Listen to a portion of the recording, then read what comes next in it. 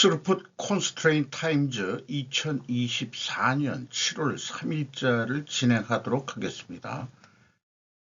스루풋 콘스트레인 타임즈의 주제는 오래간만에 표현을 해보겠습니다. 생존 우선순위와 기업 및 국가의 이익을 주제로 하고 있습니다.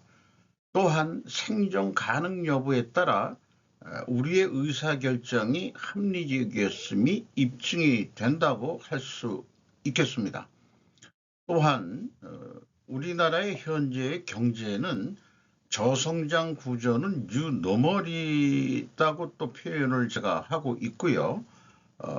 그래서 계속해서 나락으로 떨어진다는 얘기가 아니고 이 저성장 터널을 어떻게 하면 벗어날 건가, 그런 뉴스들을 자꾸 경제적인 면에서도 좀 찾게 됩니다.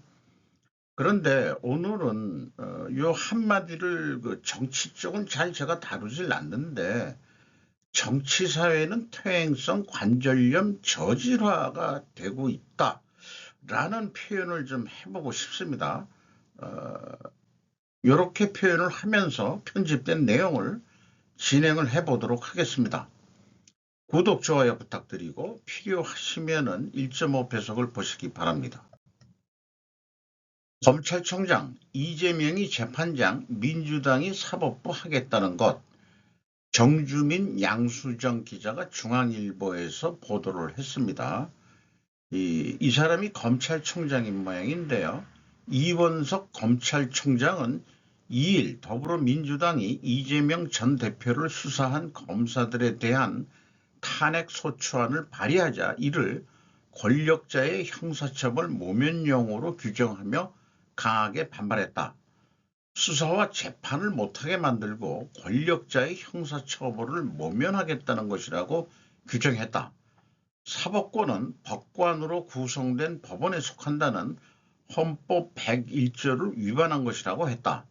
또 국회의 감사조사는 재판 또는 수사의 소추에 관여할 목적으로 행사되어서는 안 된다고 한 국정감사법 8조를 언급하며 민주당의 탄핵 추진은 헌법과 법률에 위반된다고 지적을 했습니다. 이런 뉴스를 국내 뉴스에서 제가 보질 못했는데, 한국 정치인 군식 중 절 거부 안 했습니다라는 제목으로 신규석 AFP 코리아 기자가 AFP 코리아를 통해서 보도를 했습니다. 여기를 보면은 제2연평해전 승전 22주년 기념행사에 참석한 한동훈, 묵념 따윈 안에 동료 시민의 눈높이 물음표를 붙였는데, 요 사진은 목례를 안 하는 그 상황을 얘기를 했는데, 보면은 미리 한 건지 좀 늦게 한 건지 다시 보기 하면은 확실히 알겠습니다만은 먼저 했다고 볼 수도 있겠고요. 좀 늦게 했다고 봐야 될 것 같은데, 먼저 이렇게 앞에 사람들이 이제 고개를 숙여서 묵념을 하니까 좀 늦게 이렇게 숙이기 시작한 것 같아요. 그래서 다른 사람보다 더 깊게 90도 각도로 이 묵념을 절을 하는 모양입니다. 한국의 정치인 한동훈은 2002년 북한과의 해상교전에서 사망한 군인들을 위한 추모식에서 그가 절을 거부했다고 거짓으로 말한 게시물들이 사진으로 온라인에서 비난을 받았습니다. 이 사진은 실제로 한 씨가 동료 정치인들과 함께 허리를 숙이기 1초 전 촬영된 것으로 여러 통신사가 촬영한 기념식 영상에서 볼 수 있습니다. 그러니까 좀 늦게 한 거네요. 그런데 더 깊이 또 절을 한 것 같습니다. 허위 게시물 사진 왼쪽과 한 씨가 식장에서 절하는 장면, 스크린샷 비교를 해보시면 안다, 이런 얘기인데, 이 게시물을 한 게 어디서 했는지는 모르지만 문영애라고 실명이 나오네요. 사진도 있어요. 그런데 여기다 그 써놓은 얘기를 해보면은 자관 올리는 그 사람들의 수준이 그 표현이 우리나라는 그냥 뭐 저도 가끔 갔다가 그 새끼하고 자식이라는 용어를 쓰고 있는데 어 여기에 보면은 뭐 놈 같다 뭐 어쩌고 저쩌고 하면서 김어준 열렬 애청자 책사가 진중권과 김경률 문재양 집권 시절 문재앙이라고 얘기하면은 이게 보수 쪽에 있는 그런 거야. 이게 이 사람들 헷갈리게 만들고 있어요. 하는 짓이 문재앙과 똑같노. 도대체 뭐 하는 여잔지 모르겠어요. 그거 그냥 연이라고 해도 되겠네. 계집 연자니까 계집 뭐 하는 여인지 모르겠네요. 참 이거를 시간을 들여서 이렇게 편집하는 것도 시간이 걸릴 텐데 뭔 목적으로 이렇게 만드는 건지 전혀 이게 무슨 그 알바비 받고 하는 그 알바생들 같기도 하고 그런 느낌이 좀 들어가네요. 윤 탄핵 청원 100만 명 넘어 민주 회초리 들어도 요지부동 조국 3일도 길다. 김지연 신지연 기자가 뉴시스에서 보도를 했습니다. 국정기조 전환하고 대통령이 입장 밝혀야 뭐 이렇게 욕을 하고 있는데 이게 국회 국민청원 게시판이라는 게 있는 모양이에요. 우리 뭐 그런 거 들어가고 싶지도 않지만은 3일 오전 100만 명을 넘어섰다. 청원자는 왜 실명은 비공개하지? 앞에 그거 게시물은 무슨 영해라고 되어 있습니다만은 여러 가지 그 5가지 법률 위반 혐의로 탄핵 사유를 적었는데 해병대 최상병 순직 사건 수사 외압 의혹, 김건희 여사의 명품백 수수 및 주가 조작 의혹 등 5가지 법률 뭐 다른 게 뭐가 있는지 5가지 다 얘기 좀 해주지.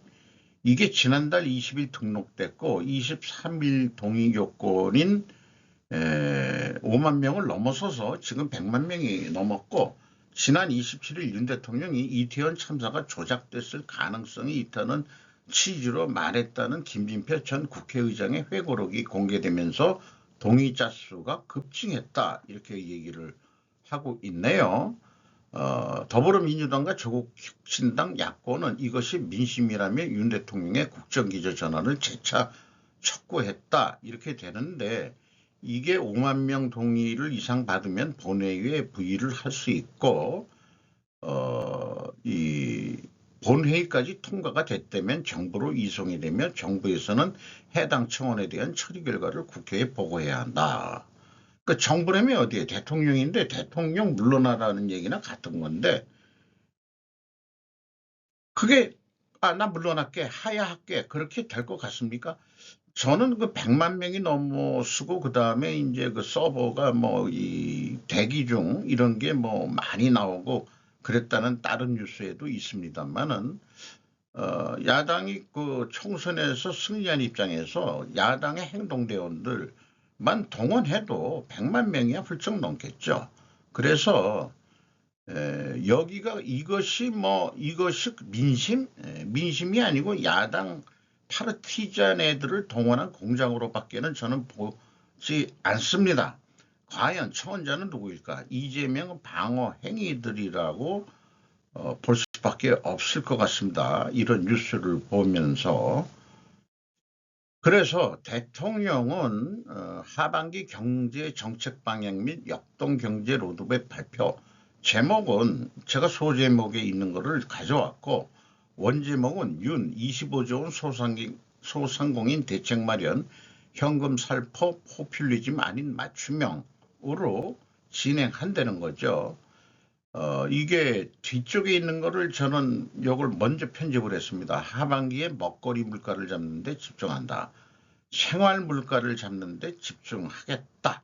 이런 얘기고 첨단 과학 기술을 활용하여 농축산업의 생산성을 높이고 2027년까지 온라인 도매 시장 거래액을 현재 가락시장 규모 수진 5조 원까지 확대해서 유통 경로 간 경쟁을 촉진하고 생산자와 소비자 보호를 강화하겠다. 그리고 할당 관세를 통해 해외 공급선 확보에도 지속적인 노력을 해야 되겠다. 그래서 소비자 이거 뭐 몇 번 계속 동일한 주제로 계속 나올 수밖에 없는 게 우리 그 생활 물가가 우리 우리 그 생활에 직접적으로 피부로 와닿는 거니까 이 소비자 물가 아니 생활 물가 한국은행장은 소비자 물가하고 그다음에 그 생활 물가하고 좀 나눠서 생각해야 된다. 자기네들이 하는 거는 소비자 물가, 일단 산업 전반에 대한 거를 하는 거지만은 이 생활 물가 자체는 우리의 그 먹는 거, 또 이 입는 거, 그 의식주 중에서 주로 먹는 거하고 입는 거, 건물은 좀 별개로 좀 큰 거죠. 그거를 언급을 했었죠. 그래서 소상공인 정책자금 상환기간 연장해주고 전기료 지원 대상 기준을 50만 명 확대한다. 그래서 전기료는 연 매출 3천만 원에서 6천만 원으로 2배 높여서 소상공인 50만 명으로 지원을 확대하겠다. 자영업자가 연 매출 3천만 원 가지고 살 수 있을지 모르겠어요. 그 6천만 원으로 2배 높인다. 인플레도 됐으니까 그 이하 되는 사람들한테 전기료 인하해 주는 거 이런 얘기를 하고 있고 그 다음에 이제 이 대출에 대해서 상한기간 소상공인에게 정책자금과 보증부 대출을 해준 것들이 있는데 상환기간을 5년까지 연장하겠다. 이런 게 핵심이고 임대료가 사실 중요한 거죠. 그래서 임차료를 깎아준 임대인이라는 거는 이제 몇 년 전부터 나왔는데 임차료를 깎아준 사람한테 임대인 세액공제 제도를 2027년까지 연장해 주는 거로 그리고 폐업 상황에 몰린 소상공인에 대해서 채무 조정과 함께 재기를 할 수 있다면은 재기를 지원하겠다. 근데 냉정하게 얘기해서 기업도 그렇지만 소상공인도 망할 때는 망하게 놔두는 것이 시장 경제의 논리죠. 저는 그렇게 생각합니다. 어느 정도 정부의 지원도 필요한 거겠지만은 이 치열한 경쟁 사회니까 일반 뭐 급여 생활자도 치열한 경쟁을 통해서 생활하고 있는 거니까 뭐 그런 각오들은 가지고 또 뭐 해야 되는 거 아닐까 그런 또 생각을 하게 됩니다. 단독 푸틴 다녀간 베트남 총리 만나 러시아 겨냥 입장 표명 김정우 기자가 TV조선에서 보도를 했습니다. 2일 한국을 공식 방문 중인 팜빙찡 베트남 총리를 접견해 교역과 투자를 비롯해 방산과 국방 안보 분야에 등한 협력을 논의했다. 지난달 20일 브라드미르 푸틴 러시아 대통령이 북한에 이어 방문했었는데 미국의 인도 태평양 전략에 대응하는 전선을 구축하려는 의도로 풀이가 됐다 그랬었는데 미국 국무부는 푸틴의 베트남 방문 직후 바로 데니얼 클린턴 브링크 동아시아 태평양 담당 차관보를 하노이에 보내서 러시아와의 결속 가능성을 견제하고 미 베트남 관계 확대와 국방 안보 협력 강화를 모색한 바 있다. 이렇게 소개를 하고 있네요. 대통령실에서는 베트남 총리의 방안은 푸틴 대통령의 방북과 무관하게 이전부터 잡혀있던 일정이지만 그와 관련한 의견 교환이 이루어진 것은 사실이다. 이렇게 얘기를 했네요. 그래서 이날 접견에서 우리 인태전략과 한 아세안 연대 구상 KASI 이행의 핵심 파트너인 베트남과 인태지역의 자유평화 번영을 위해 함께 노력해 나가길 바란다고 이제 의견을 제시했다는 거죠. 찡 총리는 한반도의 평화 안정에 관한 윤 대통령의 구상을 지지한다라고 또 발언을 했답니다. 어쨌든 이 베트남 총리가 방문을 했다는 것은 베트남에서 권력 3위라고 그래서 권력 서열 3위라고 그러죠. 이분이. 그래서 왜 왔겠느냐? 핵심이 이거인 것 같습니다. 이재용 베트남의 3년간 집중 투자 세계 최대 디스플레이 기지 만든다. 뭐 텔레비전까지 포함이겠죠. 디스플레이가. 황민규 기자가 조선비지에서 7월 2일 날 보도를 했습니다. 베트남 권력 서열 3위 판민진 총리와 회동. 베트남 성공은 삼성의 성공, 베트남 발전은 삼성의 발전. 이런 소제목을 달았네요. 어쨌든 이렇게 방문했을 때 계속해서 삼성전자가 투자를 해서 디스플레이 세계 최대 규모의 디스플레이 모듈 생산 기지로 만들겠다는 뜻을 밝혔답니다. 이재용 회장이. 그래서 코로나19 기간 어려움을 극복하는 데 도움을 준 베트남 정부에 감사도 표했고, 이어 베트남 최대의 외국인 투자자이자 최대 수출 기업으로 항상 베트남과 동행하겠다고 말했다. 현재 삼성의 베트남 누적 투자금은 약 220억 달러다. 현지 근로자는 약 9만 명을 고용하고 있다. 이 젊은 사람들이 고용이 돼 있죠. 여기서 또 경제 효과가 만만치가 않을 겁니다. 베트남 경제를 돌아가는데. 베트남은 투자 환경의 안정성, 경쟁력 등을 보장하기 위한 투자자 지원기금도 설립하고 관리 및 사용에 관한 시행령을 마련하고 있다며 이를 통해 첨단 기술, 반도체 칩, 인공지능, 연구개발센터 등의 투자를 유치 또는 장려할 계획이라고 소개했다. 그러니까 이 총리는 한국이 베트남에 계속 투자를 해달라. 이런 부탁이겠죠. 한국과 베트남이 참 우리나라도 많이 들어가 있죠. 물론 뭐 일본도 들어가 있지만은 한국과 베트남 관계가 우호적으로 잘 되고 또 경제적으로 서로 윈윈하는 그런 사이로 국가 간의 관계가 유지될 수 있으면은 더 좋겠습니다. 지금도 뭐 그러고 있는 중이지만은 가끔 좀 삐걱하는 소리가 좀 나긴 납니다만은. 최저임금에 대한 뉴스가 나왔네요. 내년도 단일 적용한다. 내년도에도. 저는 개인적으로 차등 적용, 산업별, 지방별 차등 적용이 합리적이라고 생각을 하는데 표결 과정에서 일부 방해 행위, 나혜운 기자가 뉴스 1에서 보도를 했습니다. 경영계는 민주노총 위원들 의사봉 투표용지 탈취 등 표결 방해 유감, 업절병 차등 적용 표결 찬성 11표, 반대 15표, 무표 1표로 최종 부결됐다.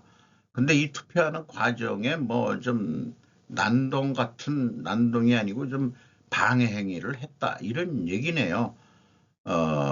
어쨌든 전국 적용, 국내인이나 외국인이나 우리는 똑같이 그게 평등이다. 평등이라는 말로 지금 이렇게 민주노총 사람들이 그렇게 이제 나가고 있는 거죠. 올해 최저임금은 시급 9,860원으로 1만 원까지는 제 8일 전원, 뭘 제가 잘못 가져온 모양인데요. 첫차 전원회의는 4일 오후 개최된다. 40원을 남겨둔 상태다. 네, 요게 뭐 중간에 삽입하면서 뭐 요게 40원을 남겨둔 상태가 먼저 왔어야 되는데, 경영계는 소상공인 자영업자의 경영난의 심각성을 주장하며 구분 적용의 필요성을 거듭 강조해왔다.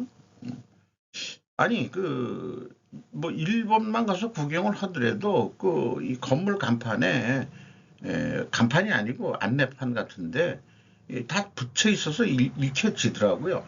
수식하면은 시급 얼마, 그다음에 뭐 이렇게 좀 돼 있고, 또 뭐 신문 뉴스 같은 것도 그 게시판에 좀 붙어 있더라고요. 그런 거 보면은 지방별로 다를 수 있다 하는 것도 좀 얘기를 하고 있고, 반면 노동계는 구분 적용이 저임금 노동자들의 최저임금 수준 확보와 생활안정 보장이라는 최저임금제 취지의 정면으로 위배되는 선택이라며 반대를 고수했다. 근데 우리나라의 소상공인 중에서는 뭐 이렇게 그 최저임금 정도만 주려고 하는지 안 하는지 모르지만 최저임금보다는 좀 높게 줘야 사람을 구할 수 있는데, 최저임금은 그 외국인한테 이 좀 적은 인건비를 주면서 어떻게 그 업종을 유지해 나가게끔 하는 게 지원책 아니냐 하는 생각이 들거든요. 그게 그 금액이라도 그 들어온 외국인 나라에서는 벌 수 없는 큰 돈인 거로 되기 때문에 보통 생활비를 아껴가지고 살면서 몇 년 일해가지고 자기 나라에 들어가서 집을 샀다. 우즈베키스탄 그 사람들이 그렇게 많이 했다 하는 얘기를 그 또 유튜버를 통해서도 봤었습니다. 2일 최저임금위원회 제7차 전원회의에서 근로자위원이 찢어버린 투표용지가 회의장에 떨어져 있다. 회의 끝나고 이렇게 이런 행위는 그 이런 것도 그 사람만 안 쳤지 폭력 행위라고 봐야죠. 폭력을 쓴 거나 마찬가지라고 그렇게 생각이 듭니다. 서울 도심에서 승용차가 보행자를 덮쳐 9명이 숨지고 4명이 다쳤습니다. 국내 뉴스 계속 뭐 많이 나와가지고 아직 원인이 밝혀지질 않아서 저 편집을 안 하려고 그랬는데 또 AP에서 이걸 또 보도를 해버렸네요. 그 외국 AP에서도. 그래서 이뭐쭉 우리가 많이 본 내용들입니다. 급발진했다고 한다. 60대 후반의 운전자가. 그리고 김춘수 응급구조사는 브리핑에서 부상자 4명 중 1명이 심각한 상태다. 또 윤석열 대통령은 안전장관과 응급기관장에게 희생자를 돕기 위해 최선을 다하라고 지시했다 하는 얘기고, 그 사건 현장 밤 9시 얼마에 그 사건이 벌어졌다고 그러죠. 정한 그런 관련 사진들, 밤에 찍힌 사진들입니다. 그런데 이거를 오늘 좀 더 자세히 그 동아일보 두 이채원 주연인 기자가 자세하게 좀 사건을 재구성했대요. 호텔 라운드 시속 100km, 역주행, 시민차 충돌 후 속도 줄이면 멈춰. 역주행이라는 게 사실은 이쪽으로 통행을 못하게 돼 있고 차들이 이쪽으로만 가게 돼 있는 모양이에요. 일방 통행인데 이제 이게 역주행했다는 얘기죠. 여기 이 길을 저도 가본 적이 있습니다. 웨스틴 조선 호텔. 여기서 나와가지고 이렇게 이 그 길로 가본 적이, 이제 걸어서 가본 적이 내가 있는 것 같아요. 전에 북창동 뭐 이런 데 갔을 때. 이 근처에 그 북창동에 이제 그 음식점들이 그 많이 돼 있죠. 어렸을 때는 이 프라자 호텔 앞쪽이 중국인 거리가 돼가지고 어렸을 때 초등학교 때인가 거기 가서 그 뭐 제 수준으로는 못 가지만 작은 집 작은 아버지하고 저 사촌들하고 가서 그 유명한 그 만두를 그 물만두 그거를 중국집에서 먹어본, 이때만 하더라도 북창동 거리 여기까지 다 그 화교들이 점령해서 장사들을 많이 하고 있었고, 북창동 그 이 길거리에 그 화교들의 그 뭐죠 노점 이런 것들이 그쭉 형성돼 있었던 거로 기억을 하고 있습니다. 5.16 혁명이 나면서 이제 그좀또 그 후의 얘기니까 이런 데가 좀 프라자 호텔 같은 게 이제 발전이 되면서 지금 이쪽 북창동 쪽에 중국인 거리들은 이제 많이 없어져요. 이게 딴 얘기로 빠졌는데 어쨌든 되게 긴 거리를 역주행하다가 보도로 이게 그냥 들어와 가지고 결국 여기 횡단보도까지 거쳐서 저기 시청역 12번 출구까지 가서 멈췄다. 이런 얘기네요. 가해 차량이 인도에 서 있던 사람들을 덮친 직후 순간 폐쇄회로. 뭐 그다음에 이제 이거는 사거리까지 질주해 다른 차량 2대 및 보행자 충돌 이렇게 됐는데 어, 재구성했고 일방통행 진입금지 표지판 무시가 됐고 가드레일 충돌 후 시민차 들이받았고 교차로 가로질러 역사 출구서 멈춰 블랙박스 속 부부 논란 등 급발진돼 운전 부주의 의견 분분 주차장 나간 뒤 역주행 질주 굉음 급발진 논란 전문가 운전자 부주의 가능성 뭐 이렇게 됐는데 뭐 사고 쟁점 및 의문이라고 해가지고 왜 역주행했나 급발진이 원인 브레이크 계속 밟았다 가해지 참호씨 브레이크 정상 작동한다는 전문가 급발진돼 브레이크로 멈춰서지 않았다 가해자 아내 오히려 잊어버린 거 아니에요? 근데 베테랑 운전이었다면은 글쎄요 일방 통행을 모르진 않았을 텐데 만 65세 이상은 도로교통에서 저기 무슨 분류한다 그랬고 술은 한 방울도 안 마셨다. 사고 직후 음주 측정에서도 이제 안 나왔다는 얘기죠. 이제 고령 탓이냐 60대 후반이 되니까 그리고 이날 왜 웨스틴 조선 호텔에 갔냐 그러면은 처남의 고희연이었답니다. 칠순잔치. 그러니까 이제 이 사람은 아직 칠순잔치를 안 한 나이가 조금 어린 처남 아니 손이 처남이었던 것 같은데 원인은 아직 안 나왔죠. 아주 많은 사람이 희생이 됐는데 참 황당한 사건들이 우리나라에 자꾸 발생이 되고 있는 게 참 걱정스럽습니다. 나이 먹으면 운전하지 말아야지. 그런 건데 원인은 뭔지 모르니까 뭐라고 이제 추측만 하게 되는 거죠. 그러니까 원인이 뭘까라고 한번 생각해 보는 그런 게 좀 이게 나중에 이제 제네시스라고 여기 나와 있어요. 제네시스 G80. 이게 이제 차에 문제가 있는 거 아니냐라는 쪽으로 이제 또 몰고 가면은 이제 또 자동차 메이커에서는 이제 좀 또 문제거리로 돼서 뭐 그동안에도 다른 이 뉴스 보면은 차량 정기 검진에서 뭐 이상이 없었다 뭐 이런 얘기까지 다 취재가 됐어요. 그럼 도대체 왜 100km 시속으로 이렇게 일방 통행을 역주행해서 달렸냐 모르겠다 이거죠. 그냥 차 안에서 들린 소리는 소리뿐이는 안 들렸다는 얘기입니다. 최근 일련의 충돌 이후 중국과 필리핀 관리들이 남중국해 회담을 위해 만납니다. 사우스 차이나 모닝 포스트지가 보도를 했습니다.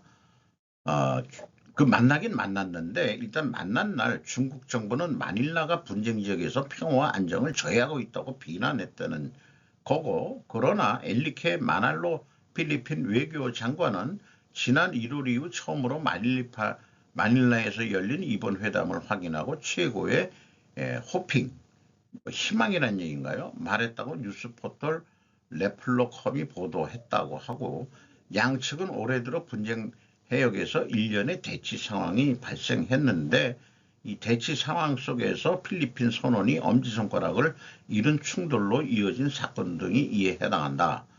마닐라는 중국 해안경비대가 칼과 칼로 무장해 왔다고 밝혔고 로이 비센트 트리니다드 제독은 그들의 행동이 고의적이고 계획적이며 확대적이며 최근 몇 년간 가장 공격적이었다고 말했다.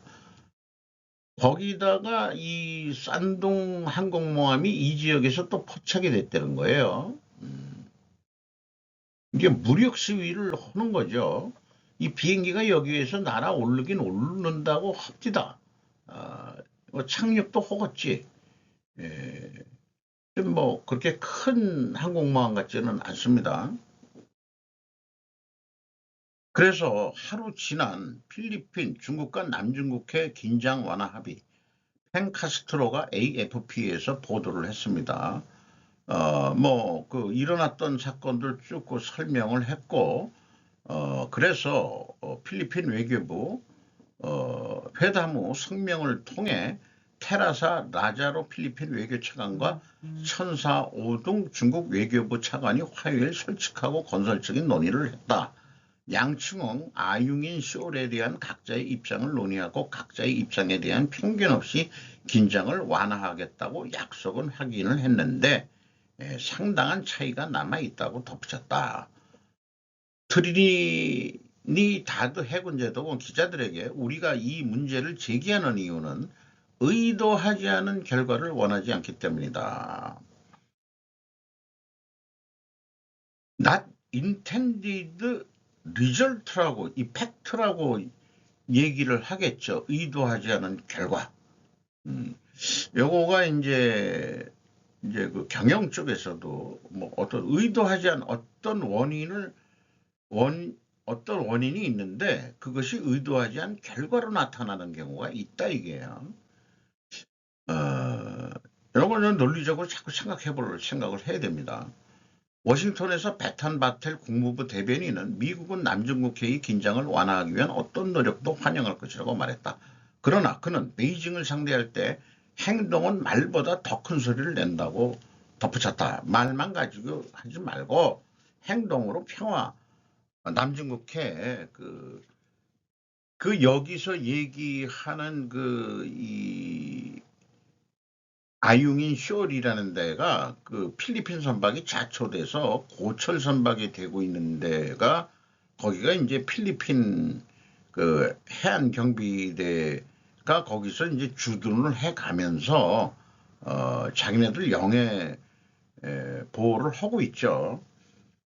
그 우리나라 그 이어도에 우리 해양 기지도 만들었는데 거기 그런 데는 지금 우리는 뭐 충돌 여부가 없죠. 우리나라 확실한 해역에 있는 거니까. 또 그 섬을 수면 밑에 있지만은 그게 이제 좀 파도가 깊게 치고 할 때는 그 봉우리가 보인답니다. 끝에 봉우리가. 그렇게 얘기를 들었었습니다만은 어쨌든 남중국해가 좀 중국이 자기네 다 바다라고 얘기하는 것 자체가 강대국의 횡포죠. 다른 동남아시아는 약자라고 보고서 좀 적절히 상호 간의 그 해역을 존중하는 그런 나라가 돼야 되겠죠. 중국도. 중국이 문제지 필리핀이 문제겠습니까? 힘 있는 놈이 그냥 강적으로 깡패같이 구니까 그게 문제죠. 이 깡패를 제지할 수 있는 게 무슨 세계적인 공권력이 없잖아요. 그러니까 그게 문제겠죠. 북한 사람들이 김정은 핀을 처음 착용하는 것은 인격 숭배가 커졌기 때문이라고 AP통신이 설명합니다. 요게 무슨 좀 축사를 하는 그런 건데 여기 건너편 건물은 혁명사적관이라 되어 있고 이제 3대가 초상화가 아예 달라 붙여 있습니다. 이게 김정은이는 일부러 살을 찌웠다고 봐야 되겠죠.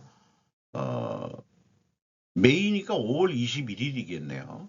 이게 뭐 하는 데인가 했더니 조선노동당 중앙간부학교 개소식에서 이제 테이프를 끊는 장면인데, 이런 데서 이제 이 참석하는 사람들이 요 배지를 달았는데, 핀이라고 얘기하는데, 이제 김정은 얼굴이 들어간 잠깐 이 배지를 달아야 충성! 그러니까 이제 북한은 3대 김씨 조선이 됐죠.